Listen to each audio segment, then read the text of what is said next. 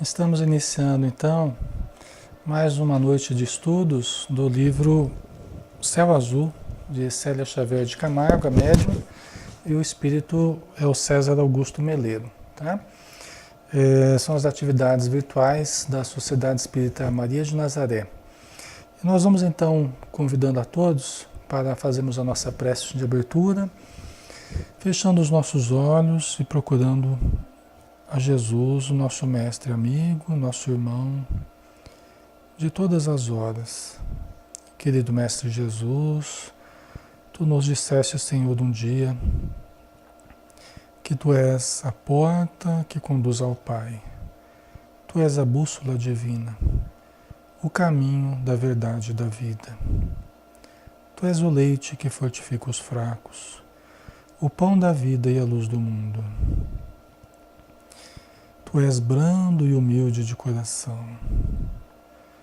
E bem-aventurados são todos aqueles que te seguem, Senhor. Os passos iluminados, os exemplos santificados que tu nos dás. Pedimos, Mestre, que abençoes aos nossos irmãos que conosco estão neste momento, amparados pela espiritualidade amiga, que nunca nos abandona, sempre ao nosso lado, sempre adiante de nós e na nossa retaguarda, protegendo-nos, amparando-nos, intuindo-nos para o bem. Senhor Jesus, que a radiância da tua luz envolva todos os necessitados, que o facho luminoso da tua presença, como estrela radiante no cenário da noite escura, possa clarear os céus da nossa vida. Para que todos saibamos o caminho da redenção, o caminho da libertação, dos vícios, dos erros, dos equívocos milenares que temos vivido. Seguindo os teus passos, Senhor, trilha de luz, nós nunca nos perderemos, tendo como amor a meta e o meio de nós alcançarmos a plenificação, a paz e a harmonia. Muito obrigado, Senhor, por tudo. Que a tua luz nos envolva agora e sempre. Que assim seja.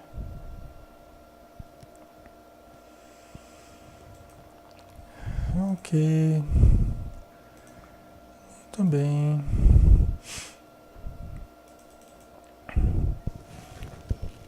Estão me ouvindo, né, pessoal? Som ok, né? Tá dando para ouvir direitinho aí? Né?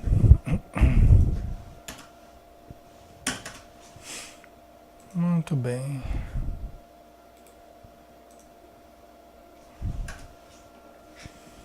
Vamos lá, né? Vamos começar então o estudo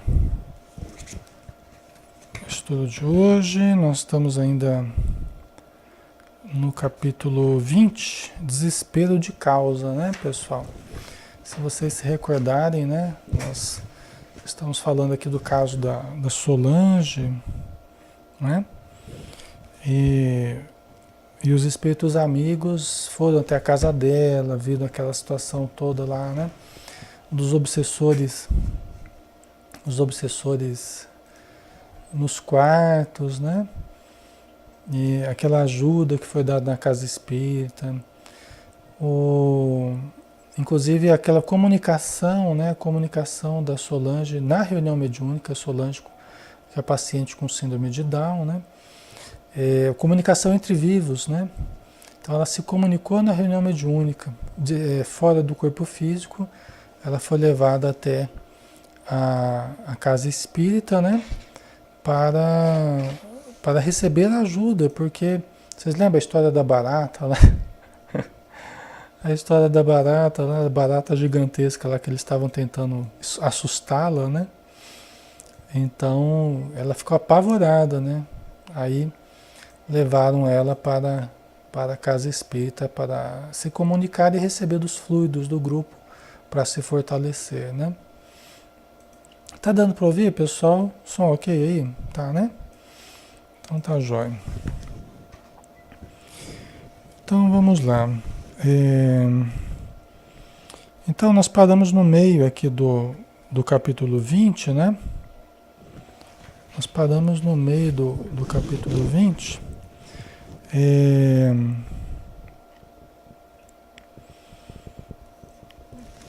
Aqui o César falava assim, né? Que após o término das atividades da noite, o trabalho prosseguia na espiritualidade ainda mais intenso, né? Então, ok. A Carmen, Maria, Adriana, né? Todo o pessoal na Cláudia, o pessoal que está aí com a gente, né? O trabalho na espiritualidade continuava, né? Porque assim, após uma reunião mediúnica, nós temos o prosseguimento, geralmente, das atividades socorristas no plano espiritual, por hora do sono, né? Porque nós vamos nos adestrando devagarzinho, né? Nós vamos nos adestrando no contato com os espíritos amigos, na vida espiritual, através do estudo que a gente faz. É muito importante o estudo, né? A gente vai adquirindo condição de auxiliar também à noite, através de exercícios de espiritualização, né? De adestramento no plano espiritual, de socorro, né? De autocontrole. Tudo isso a gente vai aprendendo devagarzinho com os bons espíritos, né? De modo que, não raro, nós encontramos médiuns sonhando que estavam incorporados no plano espiritual. Tá? Isso não é incomum, é comum até. Um médium ou outro fala, olha, essa noite eu tive um sonho que eu estava incorporado. Eu mesmo já tive sonho assim. E na época eu nem dava passividade, na época eu nem incorporava. Né? Hoje em dia, eventualmente, eu incorporo espíritos necessitados e frequentemente espíritos amigos, né? Tem reunião que a gente está fazendo doutrinação, a gente faz quase que a reunião inteira da doutrinação já incorporado, né? Eu percebo que é um processo assim muito, muito próximo da espiritualidade, né? Principalmente na reunião mediúnica, né? Mas então à noite a gente tem esses contatos, né? A gente tem esses trabalhos também que a gente realiza, né? O grupo da reunião mediúnica, né? Os espíritos amigos, tá? Então,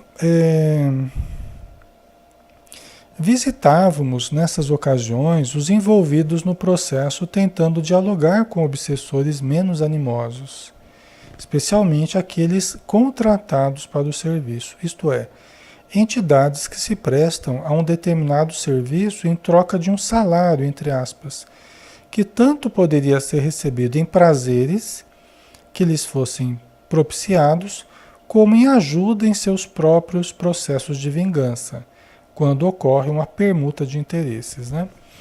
Então isso aqui é muito importante, pessoal. Muitos espíritos que nós socorremos, boa noite Luiz Antônio, seja bem-vindo, Leninha, muitos espíritos que nós socorremos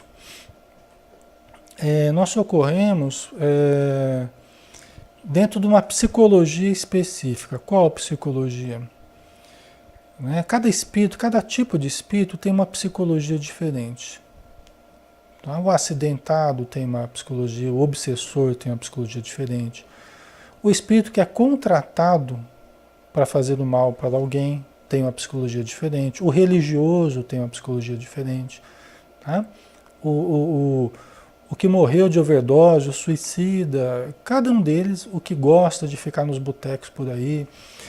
Então, cada espírito necessitado, assim como na matéria, cada espírito tem uma psicologia diferente. Nós precisamos fazer uma abordagem diferente, né?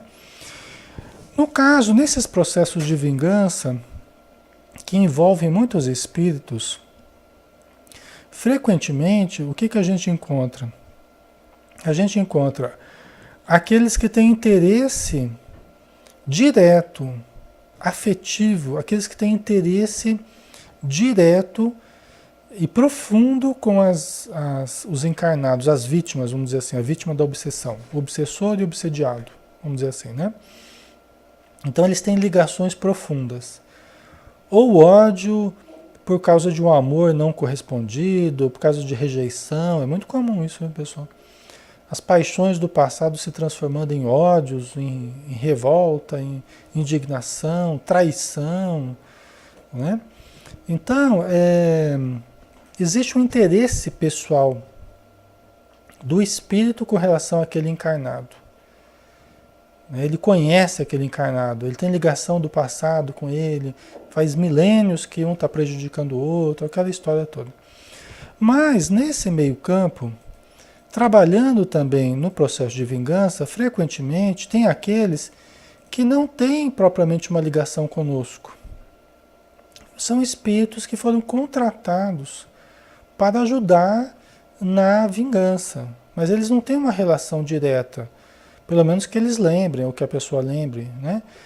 Eles entraram para uma organização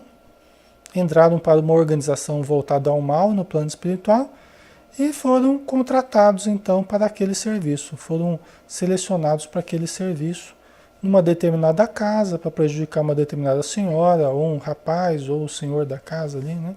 Tá? Então, esses espíritos, eles são mais fáceis da gente conversar, são mais fáceis da gente convencer eles a mudarem de atitude. Por quê? Porque eles não têm um interesse pessoal no caso. Às vezes até eles sentem simpatia pela pessoa, mas eles estão ali prejudicando. Tá? Às vezes um ou outro fala pra gente, eu não queria mal, eu até gostava da pessoa. Né? Até gostava, deve ser difícil, né? A pessoa ter que fazer uma coisa negativa, né? Mas por que faz isso? Porque às vezes a pessoa não encontrou algo melhor no plano espiritual, né? Não tinha uma evolução lá para ir para esferas superiores, estava ali zanzando, daí encontrou esse grupo. Aí como é que a pessoa faz para viver na vida espiritual? Você nem conhece direito a vida espiritual, acabou se juntando ali, né? Acabou se juntando com outros tantos espíritos que também estavam à toa, né? E tem aqueles que acabam recebendo como pagamento prazeres. Então recebem bebida, sexo, né? Geralmente junto aos encarnados, aos próprios encarnados, em lugares específicos. Lugares voltados à prostituição, lugares, bares, né? Onde eles são permitidos que eles se aproveitem de determinadas pessoas. Né? Então existe todo uma permuta aí, mas veja bem, uma permuta de baixa condição, hein, pessoal? Uma permuta de baixa classe. Tá? É uma relação de troca. Um comércio com o plano espiritual com o plano material, mas um comércio de baixa condição, de péssima condição. Tá? Né? Que não deveria existir, mas que ainda existe porque ainda existe o vício, ainda existe o desequilíbrio, ainda existe a ignorância do ser humano, né? Tanto na matéria quanto fora dela. Né? Então, os viciados continuam, os dependentes continuam. Tá? Então, tem espírito que recebe o pagamento através de prazeres, porque continuam querendo sentir esses prazeres que sentiam na Terra, né? E tem aqueles que recebem ajuda também para os seus próprios processos de vingança. Então eu ajudo no caso do outro, eu não tenho nada a ver com o outro lá, mas eu ajudo ele, depois ele vai me ajudar, porque eu quero pegar um cara que está lá encarnado, ainda que ele me prejudicou, ele está prejudicando minha família, tá, não sei o que, eu quero lá prejudicá-lo também. Vocês entendem? Então, aí acaba existindo essa troca de favores. Eu ajudo a fazer mal para uma determinada pessoa e depois aquele grupo me ajuda no meu caso pessoal. Né? Mas isso é uma outra atividade também muito prejudicial, né?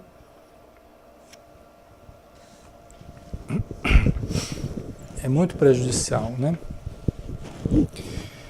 Então vamos lá. Muitos dos envolvidos no caso Solange, estavam nessas condições e, em virtude disso, mais fáceis de convencer a desistir do cargo pela falta de vinculação emocional com o problema. Quer dizer, não tinha uma ligação emocional, porque o problema é essa ligação afetiva, emocional, é das coisas mais difíceis que tem, né? Agora, quando a pessoa só estava à toa, não tinha algo melhor para fazer, aí surgiu um negócio para fazer, né? Qual que é a psicologia desse espírito? Via de regra, a gente consegue ajudar esse espírito como? Ele não estava em busca de trabalho, então a gente oferece um trabalho melhor. Como é que você faz para tirar de uma empresa e ir para uma outra empresa? Você não tem que oferecer uma condição melhor? É a mesma coisa, você tem que oferecer condições melhores para ele. Você tem que oferecer assim, olha, você não quer um trabalho melhor, com patrões melhores, né? Porque os espíritos do bem são chefes mais amorosos, mais generosos, né? E os espíritos voltados ao mal ainda são verdadeiros carrascos, né? São agressivos, violentos, espíritos de baixa condição, né? Então você tem que oferecer uma situação melhor, um salário melhor, com condições melhores, mais conforto, né?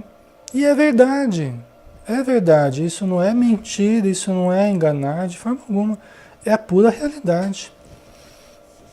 Vão trabalhar para Jesus, né? Vai trabalhar para Jesus.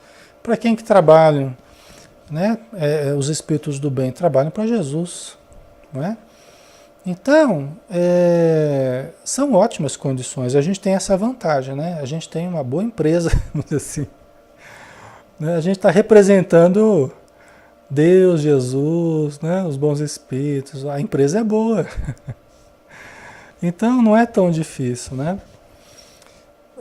Por incrível que pareça, a maior dificuldade nesse caso, nesse tipo de espírito, é justamente aquilo que é uma virtude.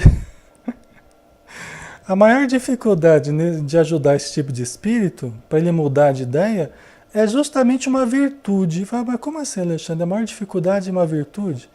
É uma virtude que ele tem que acaba sendo uma dificuldade. Qual virtude? A fidelidade dele, a obediência dele, a determinação dele. Que coisa interessante, né?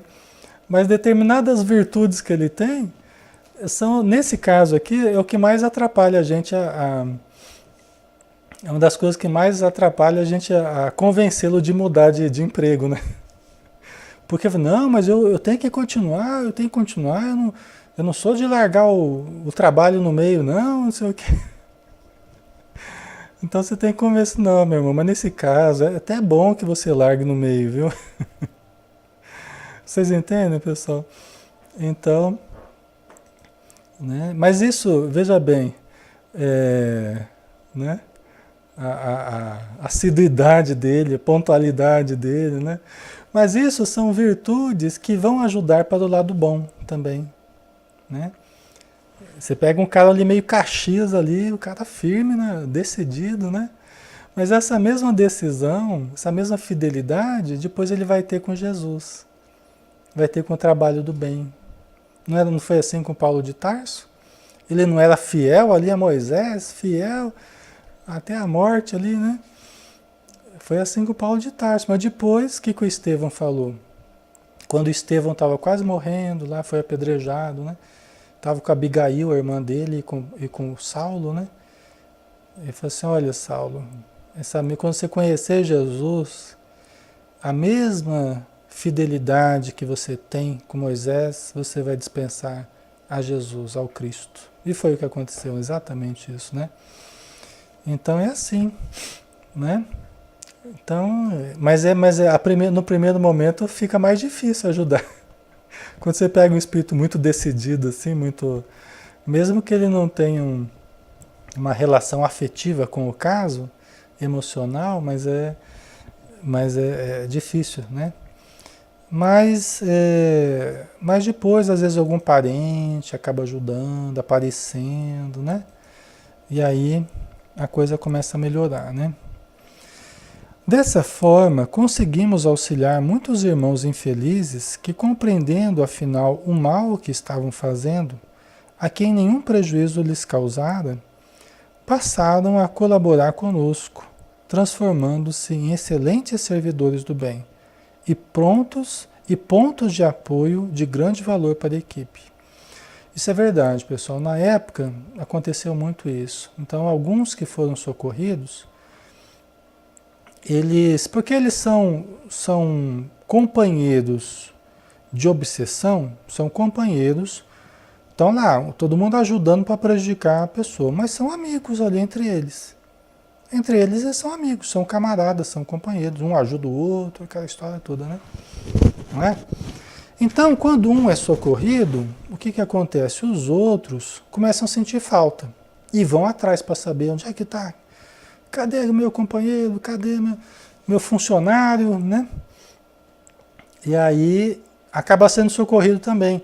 E geralmente quem acaba ajudando a socorrer é o próprio companheiro dele. Né? Eu lembro do Firmino, que foi socorrido. Tem outro que estou tentando lembrar aqui, que eu não lembro agora. Porque eu gravei todas essas comunicações, todo esse material eu tenho gravado, na verdade. Né? Então, aí um ia puxando o outro, né? Porque na hora que estava ali se comunicando, ele viu o amigo dele, né? O amigo dele estava ali para ajudá-lo também, e assim um foi ajudando o outro, né? Então, é um processo interessante, né? Mas continuando aqui, né? Outros mais resistentes eram encaminhados para as reuniões mediúnicas, sendo envolvidos com muito carinho pelo grupo e obrigados a ouvir as considerações do dirigente encarnado, que procurava convencê-los à mudança de atitude, não raro acenando com a possibilidade de um trabalho, entre aspas, melhor remunerado, entre aspas também, né? E em condições mais agradáveis, né? Então o César até colocou aqui, ó, uma técnica que a gente usa aí, né? É um maravilhoso contágio, né, Ana? A Adriana está colocando, vem na mente da gente quando comunica, esse cara é bom de papo. Então, quando você está dando comunicação para um espírito desses, né, Adriana? Porque, na verdade, eles já chegam com prevenção, né? Eles já chegam cheios de prevenções, né? Porque eles ficam nos observando, na verdade, em um longo período, né? Eles ficam nos observando a todos, né, da reunião, até para saber nossos pontos fracos, tal, né? Então é assim mesmo, né? O espírito ele vai trabalhar mesmo, né, no plano espiritual. Só que ele muitas vezes não é assim logo de cara, né? Ele vai ter que se adaptar à vida espiritual. São outros métodos, são outros princípios, né? Então ele precisa se ajustar primeiro, né? Assim, através da palavra esclarecedora e convincente do doutrinador, aliada ao trabalho realizado pela equipe espiritual, eles capitulavam, finalmente tocados nas fibras mais íntimas, né? Então eles voltavam atrás, eles refletiam, né? E mudavam de atitude, né? Quando falo no trabalho realizado pela equipe desencarnada, refiro-me a todo um conjunto de ações cujo objetivo é despertar o irmão obsessor como o envolvimento com energias balsamizantes, tendentes a melhorar o estado geral do comunicante. Tá? Então aqui o César está colocando vários recursos que eles usam, né? Então já bem antes eles estão envolvendo o obsessor em fluidos calmantes, em fluidos benéficos. Quando ele se comunica, o espírito já está bem melhor do que ele estava. E já está sendo envolto pelas vibrações do grupo espiritual há muito tempo, tá? Então a gente já pega o negócio já bem melhorado, né? Na verdade, os espíritos fazem quase tudo, viu, pessoal? A gente, na verdade, não faz quase nada, tá? A gente faz muito quando não atrapalha.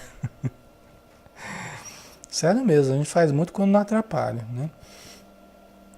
Porque o maior risco nesses empreendimentos aqui é justamente nós, a equipe encarnada é que é o maior risco, né?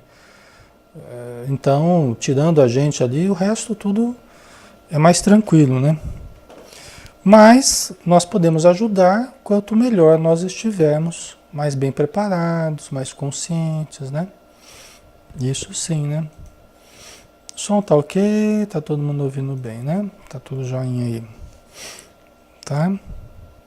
Então, o envolvimento com energias balsamizantes tendentes a melhorar o estado geral do comunicante, a elaboração de quadros, entre aspas, quadros mentais, como num filme de cinema, que visam acordar a sensibilidade do necessitado, seja projetando as imagens que o doutrinador evoca, reforçando o conteúdo das suas palavras, seja tentando despertar no comunicante a lembrança de fatos ocorridos no passado, envolvendo-o emocionalmente. Tá?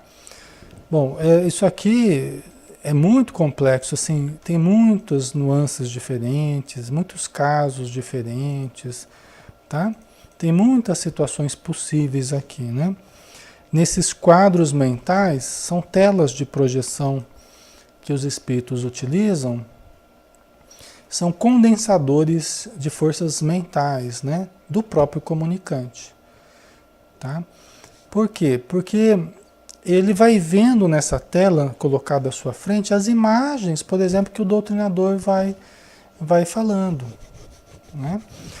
Muitas vezes é assim, os espíritos colocam essa tela, o inconsciente, as forças psíquicas do comunicante começam a se projetar na tela, então a tela começa a aparecer imagens do próprio inconsciente, das lembranças do comunicante. Às vezes a fazenda que ele morou, mãezinha dele, o filho, né? Ele criança. Muitas vezes o doutrinador, intuitivamente, ele começa a perceber as imagens dessa tela. Então ele vai falando também aquilo que o espírito está vendo. Então é um conjunto de coisas que ocorrem ali, né? Isso é uma possibilidade, tá? Para cada caso também a gente tem uma função diferente para essa tela aí. Por exemplo, no caso de espíritos viciosos, é muito comum a gente usar essa tela para mostrar como é que está o organismo dele. Porque ele está assim, vai de uma festa para outra, de um boteco para outro, só quer beber, usar droga, junto com os encarnados, tal, aquela festa toda no plano espiritual.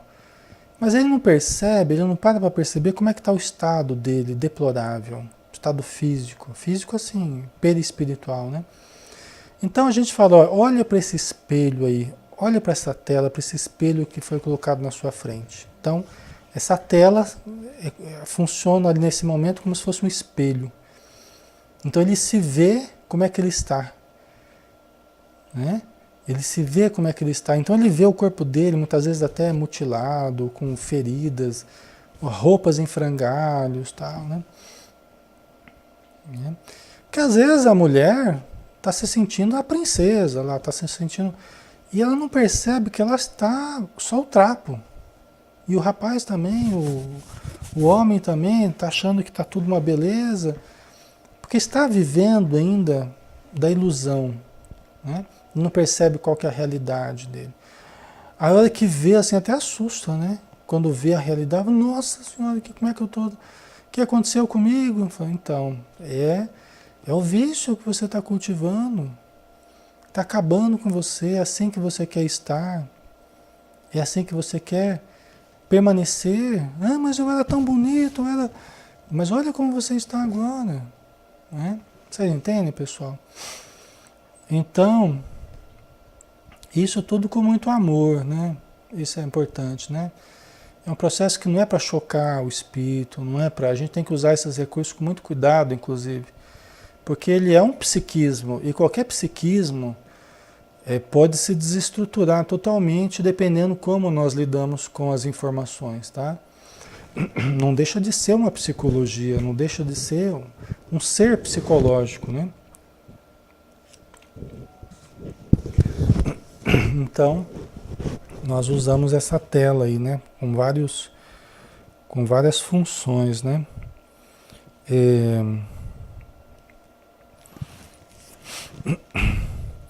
uma coisa que a gente usa com frequência também é lembrar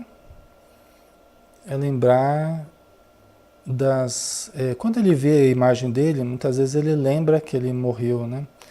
E ele lembra que ele não está bem de saúde, porque ninguém morre à toa, né? Alguém para morrer tem que ter tido algum problema de saúde, né? No coração, derrame, câncer, alguma coisa aconteceu, né? Ninguém morre do nada, né?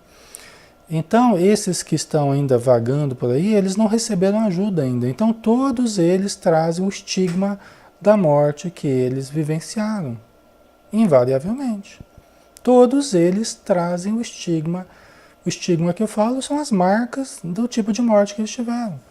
Se for assassinado, ele vai ter as marcas do tiro, da facada, entendeu? Então, e é assim que ele está no plano espiritual. Então, quando a gente o faz ver como ele está, ele lembra, aí volta a dor, porque ele tinha esquecido até da dor, aí volta a dor, porque ele toma consciência de novo do que ocorreu, aí é mais fácil socorrer, porque é mais fácil ele aceitar a ajuda. Falei, então, meu irmão, nós estamos no hospital, aceita a nossa ajuda, vamos fazer uma prece, os médicos estão aqui para te ajudar, né? E aí fica mais fácil de ajudá-lo. É quando ele se sensibiliza pela dor, porque aí ele busca. A gente é danado, né? A gente só busca mesmo quando a gente está com dor, na maioria dos casos, né? Então, às vezes é preciso o espírito sentir alguma dor para que ele aceite ajuda, né?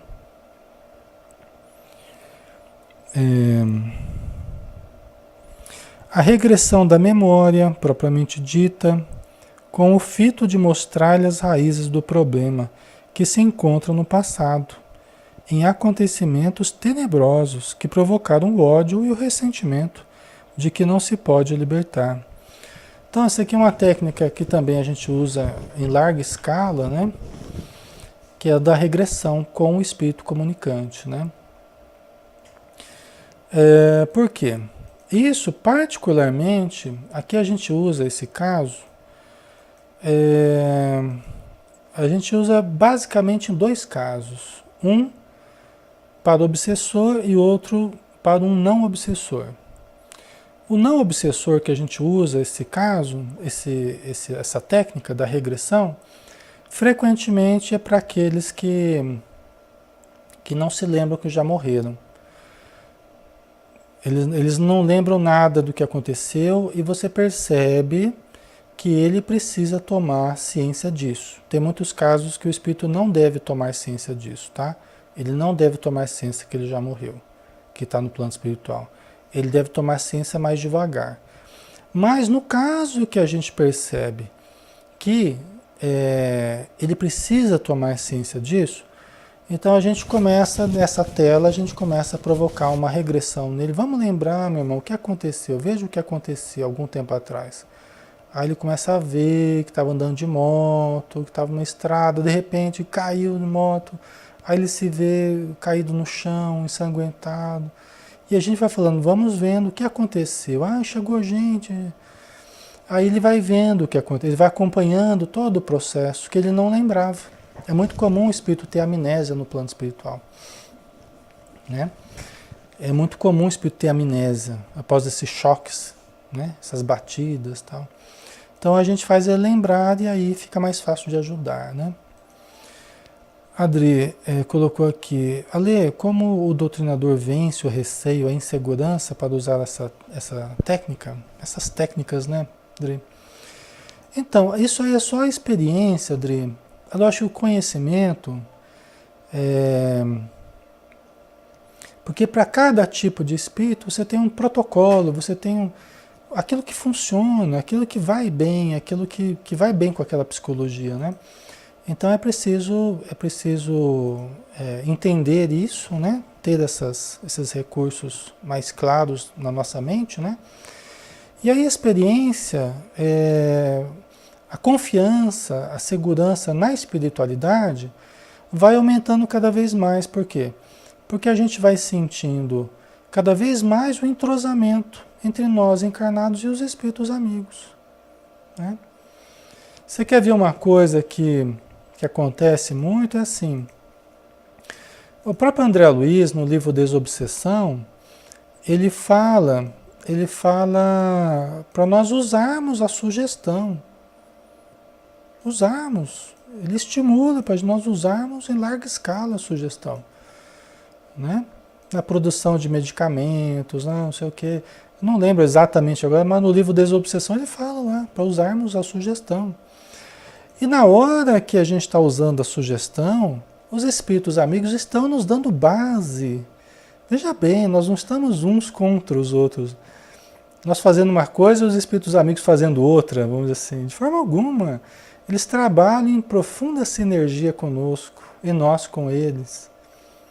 Então, se o médium está ali indo por um certo caminho, já é por sugestão deles e eles vão estar nos dando base para esses caminhos que a gente toma, né? Vocês entendem? Então, né, Dri? Então, isso com o tempo vai dando mais segurança, o exercício, a prática, né? Dado o primeiro passo, nós temos que ser mais ousados, né? Não podemos ter medo de errar. Às vezes você segue um caminho, aí depois não dá certo, tudo bem, não deu certo, já muda o caminho. A gente só tem que ser flexível. Não pode ficar batendo na mesma tecla ali, você está vendo que o espírito não está arredando o pé, e você está lá insistindo na mesma técnica.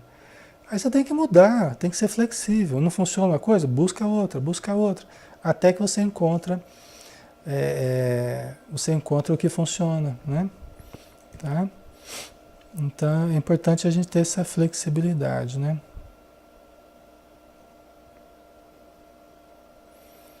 A Catita colocou, a Wanda colocou, André Luiz ficou 8 anos no umbral. Uma pessoa que tenha desencarnado por câncer de pulmão, por exemplo, leva muito tempo para despertar no mundo espiritual? Olha, depende do caso, hein, Wanda? Depende do caso, né? Difícil a gente dizer, porque a questão do vício é uma questão importante, né? Que acaba prejudicando bastante. Mas também, junto com certos vícios, tem certos valores do sentimento, o amor, a caridade que a pessoa fez também. Tem uma série de coisas aí que, né, acabam pesando. Então, cada caso é um caso, né? Não dá pra gente... A gente não tem condição de estipular quanto tempo a pessoa ficaria no plano inferior, né? Tá? Ok.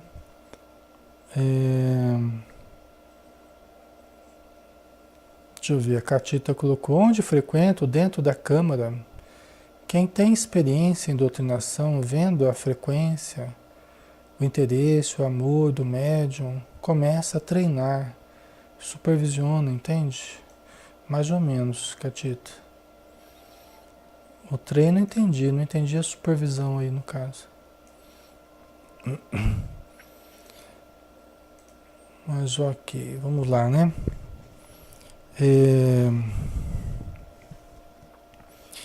Deixa eu ver onde é que eu parei aqui. Então, e eu falei de um caso, né? O caso das pessoas que não são obsessores, né? Que às vezes precisam da regressão para lembrar. Aí, no caso, a regressão é para lembrar dessa última vida mesmo, né? Da vida que viveu agora, que nem isso a pessoa não lembra. Ela não lembra nem que ela morreu, né? Então, é uma regressão mais curta, aí, vamos dizer assim, né? Mas tem o caso dos obsessores, que podem precisar muito da regressão, tá? Por quê? Porque dentro da psicologia do obsessor, o que acontece? Ele esquece, assim como nós, esquece das encarnações passadas, ele lembra só da última, ele lembra da última, né? Ele lembra da última, e a última é aquela justamente em que ele sofreu. E ele sofreu, né, foi prejudicado pela pessoa que ele está querendo se vingar agora. A pessoa está encarnada e ele está no plano espiritual, e ele lembra da última encarnação, ele não reencarnou ainda, o seu algoz já reencarnou, está na matéria e está perseguindo aquela pessoa que o prejudicou na última encarnação, ok? Então, então ele só vê motivos para perseguir, ele só vê motivos para prejudicar, ele só vê a justiça para o lado dele. Ele olha para o encarnado, que no passado o prejudicou, e ele enxerga a pessoa no passado, ele não enxerga a pessoa no presente, né? Então, nesse caso, quando a pessoa está muito dura, não aceita, você experimenta de tudo e o espírito não arreda o pé, muita raiva, muita dureza de sentimento, aí só mesmo com a regressão, né? Tem outros recursos também, né? Algum parente que se aproxima, uma mãezinha, mas às vezes após a regressão. Pode ser antes também, ou pode nem precisar da regressão, mas a regressão é um dos recursos. Então o que acontece? A gente começa a sugestionar que o espírito está vendo essa tela. Observe essas imagens, meu irmão. Veja então o seu passado. Veja o que aconteceu na outra existência, né? A gente vai sugerindo, vai induzindo ele à regressão. E aí ele começa a ver cenas de um passado que ele não se lembrava, né? Aí ele fala, olha, eu estou vendo alguém aqui, mas não sou eu. Não sou eu. Aí, né? Aí ele vai vendo que é ele, né? Está em cima de um cavalo, está matando alguém, está aprontando. E frequentemente ele vê que aquele que o prejudicou na outra existência, na última existência que ele lembra, né, foi justamente aquele, na verdade, para quem ele tinha feito muito mal. Às vezes ele tinha feito coisa muito pior. Né? Às vezes coisas 10 vezes piores ele já fez. Então, aí ele entra num processo de culpa, né? Entra num processo de revisão, então, das suas atitudes e aí... E aí ele se sensibiliza, né? Fala, nossa, eu achei que eu tinha sofrido, mas a gente foi muito cruel com ele, com ela, né? A gente fez muito pior com eles, né? Isso é sempre muito tocante, né? Quando o espírito, né? É uma frustração, né? Uma decepção, né? Porque a pessoa achava que a justiça estava toda nas mãos dele, né? Aí de repente ele vê que havia uma justiça muito maior, muito mais ampla para ser observada, né? Então é muito decepcionante isso para ele mesmo, né? Assim, Rosando perguntando aqui, Ale, ele tem noção da passagem do tempo? Então, o que acontece é o seguinte, um abraço, André. O que acontece é o seguinte, essa questão de tempo depende muito onde a nossa atenção está voltada, né? Então, se nós nos fixamos muito no passado, se nós nos fixamos muito num determinado ponto da nossa existência, é como se nós não víssemos depois do tempo passar. A gente perde essa noção de tempo, porque a gente fica congelado no tempo e no espaço, né? A gente fica congelado, né? Numa situação traumática que a gente viveu, né? Então, isso acontece bastante. O obsessor, frequentemente ele vive essa realidade. A realidade de estar fixado no passado, né? Fixado naquilo que ele sofreu, né? É que quando a gente faz, a gente depois esquece, né? E quando a gente sofre, a gente se sente a pessoa mais infeliz do mundo e mais injustiçada do mundo. A verdade é essa, né? Quando a gente faz o mal para o outro, a gente esquece rapidinho, né? Mas é quando a gente sofre o mal do outro, né? Aí que a coisa complica, né? Aí a gente se sente revoltado, indignado, né? Fica preso, né, Catita? Exatamente. Tá? Então vamos lá aqui, né? A regressão de memória, né? Então uma coisa que a gente usa também, né? Especialmente levando a lembrar-se também dos fatos que ele tem anteriormente provocado, em prejuízo daquele a quem hoje persegue. Finalmente, a recepção no recinto sagrado das reuniões de espíritos, sagrado das reuniões, a recepção de espíritos muito queridos do comunicante, dos quais se afastou quando optou pelo mal. A figura de uma mãe, de um pai, de um irmão, de uma noiva, de um amigo, ou quem quer que se interesse pelo seu progresso e bem-estar. Tá? Então é isso, né? Aí é uma das coisas mais tocantes que existem, né? Mais emocionantes que existem, né? Quando a gente observa, né? E essa aproximação acontece muito assim nas nossas reuniões, né? E a gente usa uma preparação geralmente para essas aproximações de espíritos familiares. Por exemplo, uma coisa que acontece muito, eu estou doutrinando, né? Eu estou doutrinando durante uns 10 ou mais anos de participação em reunião mediúnica, eu só doutrinei, né? Mas aí eu fui ficando cada vez mais sensível. Eu começava a perceber nomes relacionados ao espírito, né? Imagens. Aí eu comecei a perceber a aproximação dos espíritos familiares quando eu estava doutrinando. E aí eu comecei a dar passividade para que o familiar continuasse a doutrinação. É uma mãe, é um filho, é um amigo, é um pai, uma avó, um tio, né? Que a gente acaba cedendo e a pessoa continua a doutrinação. E é o que acaba frequentemente, é o que acaba mudando a atitude do espírito. É o que toca o sentimento. Porque se você ficar só no embate cultural, no embate do evangelho, vamos supor, da Bíblia, quando é um religioso, de repente você está conversando com um religioso, ele sabe tudo na Bíblia, né? Só que ele está para o lado negativo da coisa, né? Não adianta você ficar ali tentando convencer o espírito. Muitas vezes ele é muito mais inteligente do que você. Então, a gente tem que ir para o lado do coração. Você tem que tocar o sentimento do espírito. E quem que pode tocar o sentimento, né, Ana? Quem que pode tocar o sentimento do espírito, senão a mãezinha dele, o filho, o familiar, que ele achava que ele nunca mais ia ver na vida, né? Então, aí vem aquele momento de ternura, aquele momento de... É sempre muito tocante, né?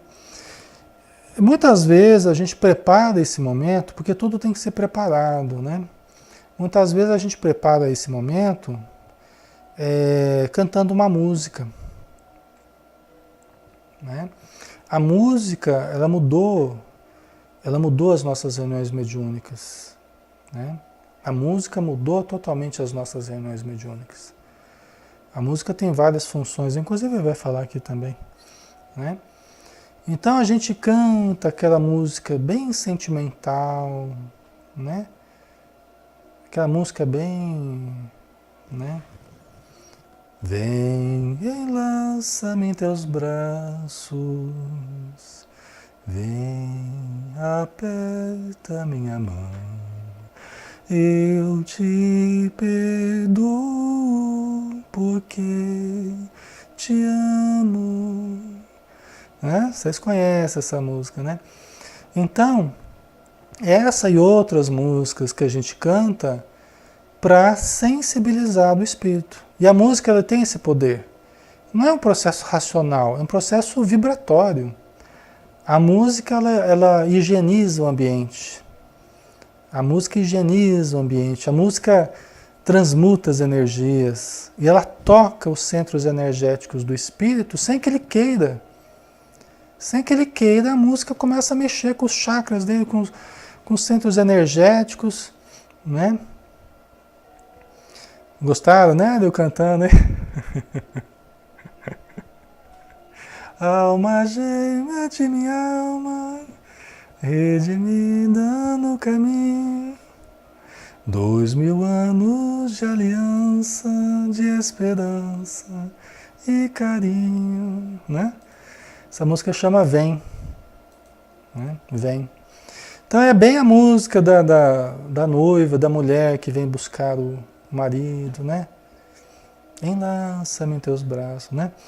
Então, e tem outras músicas que a gente canta, né? Tem outras músicas que a gente canta, músicas que falam de Maria, né? Doce Maria, suave lírio de luz. Então imagina como é que vai ficando. Só de cantar um pouquinho já me arrepiei todo aqui. Já mudou a vibração aqui já. Ai, ai. É, vocês estão brincando, vocês acham graça, né? Antes de começar aqui o... Vocês acham graça? Antes de começar aqui o estudo, eu estava atendendo um paciente no consultório aqui. Só esse paciente aqui já foi umas 5 comunicações. Fazer um relaxamento com o paciente, deu umas cinco comunicações aqui, só naquela sentada. É, mas é assim, meu trabalho é assim. Ai, ai. Não para, né? Então, pessoal, é a música. A música tem uma função muito importante, né? A música, ela, ela facilita, após a gente cantar e mudar o ambiente, né? Mudar as vibrações, né? Facilita muito a presença dos espíritos amigos, porque a gente cria um campo, de energia, né? E aí facilita, com esse campo criado pela música, aí fica muito mais fácil, né? Tem que cantar mesmo para aliviar aqui as coisas aqui. Ai, ai. Então, é isso aí.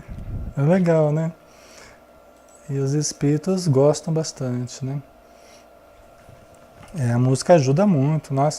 Inclusive no final da reunião a gente sempre canta também, justamente para nos prepararmos para o fim, para irmos para as nossas casas, né? Porque ajuda a higienizar o ambiente e a nos limpar dos resquícios de vibração que fica, né? Os médiuns que deram comunicação. Tem a hora que a gente faz aquela higiene, né? Vibratória, muito importante, né? Muito importante. Então a gente tem as músicas que normalmente a gente canta. Por exemplo, a música que também ajuda muito é a cantata para Meimei, né?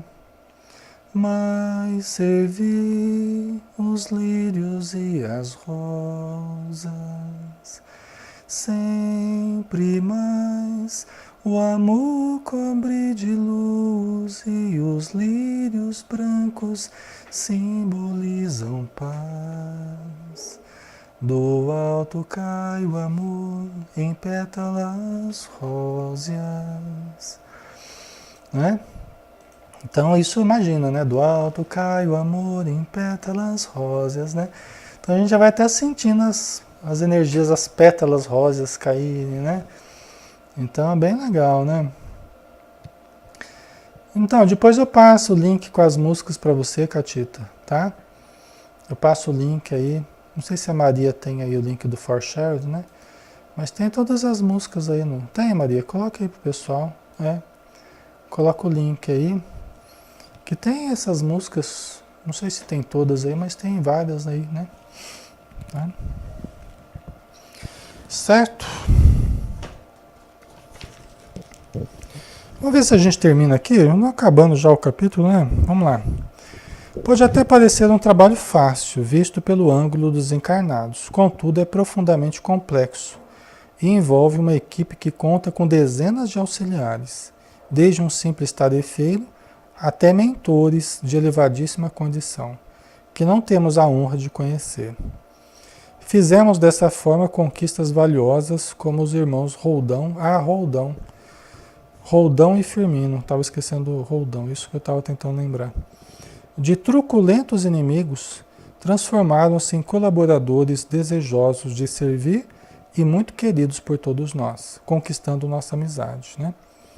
Então esse foi um dos primeiros, o Roldão e o Firmino foram um dos primeiros que nós ajudamos e depois eles ajudaram a socorrer os outros também, né?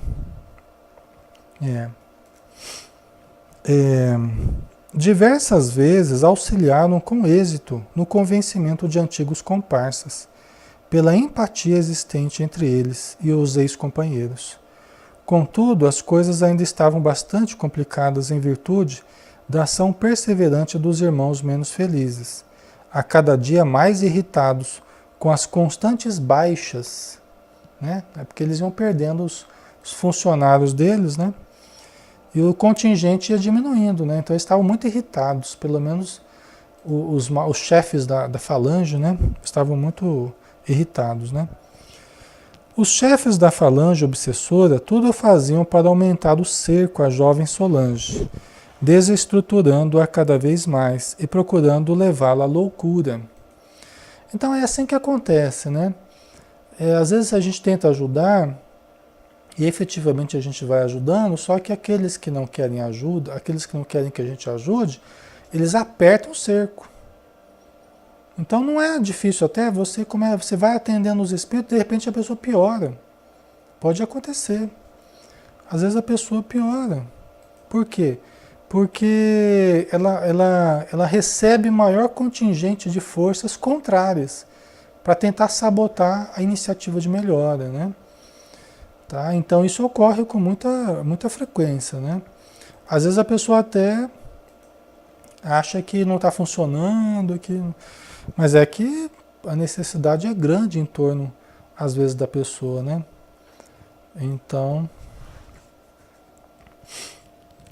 compreendendo que estavam lidando com um poder maior e desconhecido, reforçaram as defesas da residência de Solange, aumentando ainda mais o quadro de seguranças a serviço do caso. Estávamos um tanto apreensivos, mas Mateus sorriu e ponderou: não se preocupem, isso é desespero de causa. Isso é desespero de causa. Né? É uma coisa comum também nesses espíritos. Inclusive é uma coisa até perigosa, né? É quando você começa a desmantelar uma organização assim, aí eles partem pro tudo ou nada. Né? A gente que já viu muitos casos assim, a gente sabe que é preciso tomar muito cuidado. É preciso muita vigilância, porque às vezes acontecem algumas melhoras, mas eles partem, como eles veem a falange se desmantelando, aqueles que ficam, eles partem para o tudo ou nada. E partem para atitudes desesperadas. Às vezes tentando fazer a pessoa se matar, tentando coisas assim radicais, né? Então é preciso muito cuidado nesses processos de ajuda, né? Aí nós acabamos aqui então o capítulo 20, né? Semana que vem a gente pega o 21, os ninjas. Tá? Tudo bem, né, pessoal? Que aventura, né? Essa 1 hora aqui deu para falar bastante coisa, né? Rendeu bastante, né? Achado o link aí? Depois eu passo para vocês. Se não achar aí, depois eu tento colocar para vocês aí, tá? Vamos fazer a prece final então, pessoal? Vamos, né? Vamos novamente unir os nossos pensamentos, agradecendo a nosso Mestre Jesus. Todo o amparo que Ele nos deu durante o estudo, nos dá agora e continuará nos proporcionando os recursos que nos enriquecem de bênçãos, de conhecimentos, de luz, de amizade, de amor, de paz. Obrigado, Senhor Jesus. Só podemos agradecer por estarmos juntos de tantos amigos queridos que nos dão a honra da sua companhia durante esses felizes e rápidos instantes, tanto os amigos materiais quanto os amigos espirituais. Alguns companheiros de muitas eras, que nós não nos lembramos, mas que nos amparam com infinito amor. Muito obrigado por tudo, Senhor. Que possamos agora nos despedir e, quem sabe, nos encontrarmos logo mais nas horas da madrugada para continuarmos os nossos estudos e os nossos trabalhos espirituais. Que assim seja. Muito bem, pessoal. Então, um grande abraço a todos, tá? Todos que estiverem conosco aí estudando, no Facebook, no YouTube, tá? Fiquem com Deus, lembrando que é domingo, né? Domingo nós estaremos às 10 horas da manhã no nosso estudo do Evangelho de Mateus, direto da Casa Espírita, tá? Todos estão convidados também. Um beijão, pessoal. Fiquem com Deus. Até mais.